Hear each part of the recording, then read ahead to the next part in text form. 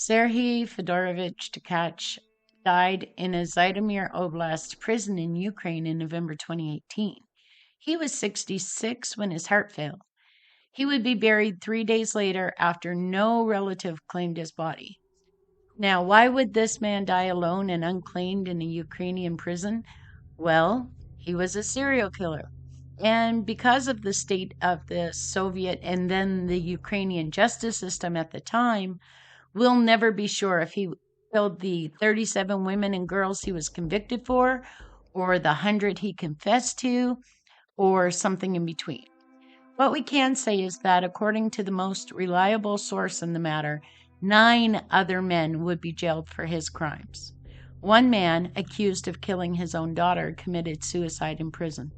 Another had a heart attack during interrogations, and another still was jailed for 6 years after Tkach confessed to and was convicted for the same killing. He would give us a good idea of how investigations and interrogations were handled in Ukraine back then, when the country was still awash in incompetence and corruption. First, back to Tkach. He was born in Russia and served with the Soviet Army. He was a veteran of the Soviet-Afghan War. Then he left the military and became a police investigator. Why are the Russian serial killers almost always former policemen? Just crazy. He was caught falsifying evidence, though, and he had to go. So he moved to Ukraine in 1982, where he was again working as a police investigator in Dnipropetrovsk Oblast. In 1984, girls and women began disappearing across 4 regions of Ukraine. They all disappeared near where Tkach was either working or living at the time. They were all between 8 and 19, all raped, all suffocated, and all sexually assaulted post-mortem. There were at least 37, but authorities suspect that there were more before 1984 in both Russia and Ukraine, and still more they did not find after 1984 in Ukraine. Tkach used his position as an investigator to avoid detection. He knew what they would look for, and so he did things like choose victims near railway lines that were recently treated with tar so that he could throw off the police dogs. He knew what officers were investigating, when, who the witnesses were, who the suspects were. Knowing all of that, and that the police in Ukraine at the time were bumbling, fumbling, and corrupt, would help him to evade capture for 21 years or more. That is, until he was foolish enough, or perhaps cocky enough, to show up at the funeral of one of his victims.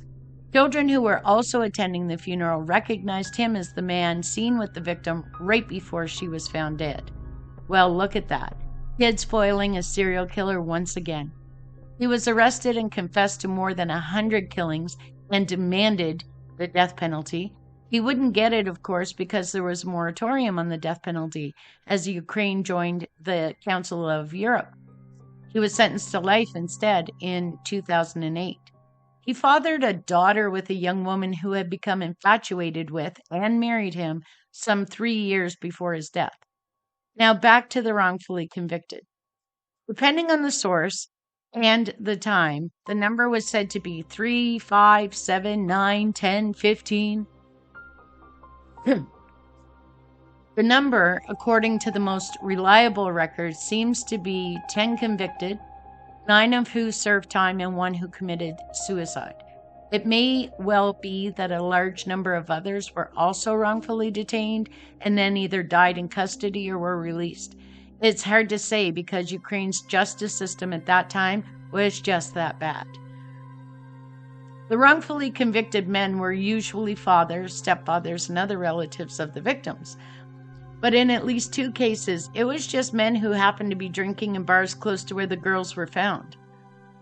Maxim Dmitrenko is one of the wrongfully convicted men. He spent 7 years in prison for a murder he did not commit.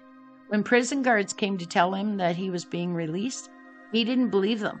And it was not until a week or so after he was released that he began to understand what had happened. Tkach confessed in 2005, was convicted in 2008, and Dmytrenko wasn't even released until 2011. He had been drinking in a local bar in Polohi in eastern Ukraine on September 29, 2004, when the body of a 17-year-old girl, Svitlana Starostina, was found near the bar. He was arrested along with another man the following day, and the second man suffered a heart attack during his interrogation. And as Dmytrenko puts it, so there was only me left. What came next was torture. Investigators put a gas mask on his face and refused to let him take it off for several days. He was taken to a prosecutor and denied killing the girl. So, as punishment for his denial, he was sent back to a cell for more torture. He was tortured over and over again until he confessed and then was sentenced to 13 years in prison. How do we know Tkach wasn't also tortured into a false confession? Well, unlike the others, he gave full details of each of his crimes, details that Dmytrenko didn't have, that the father who committed suicide did not have, that none of the other men who were forced into confessions had. Tkach's confessions were remarkably detailed, including leading investigators to the locations of his murders, detailing how he eluded capture, and describing his method in each case. Other men released finally included Vitaly Kara and Mykola Demchuk, both jailed for 5 years. Yakov Popovich, jailed at 14 for 8 years. Mykola Miрошenko and Serhiy Tkach.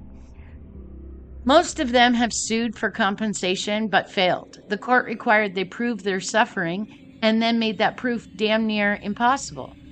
3 of the policemen involved in the false confessions were finally found guilty of forging a criminal case and torture and were given suspended sentences because, of course, they were. And then they were fired. For years, Ukraine bragged that its conviction rate was twice as high as in the West. Well, yeah, when you torture folks into confessing, you close a lot of files wrongfully.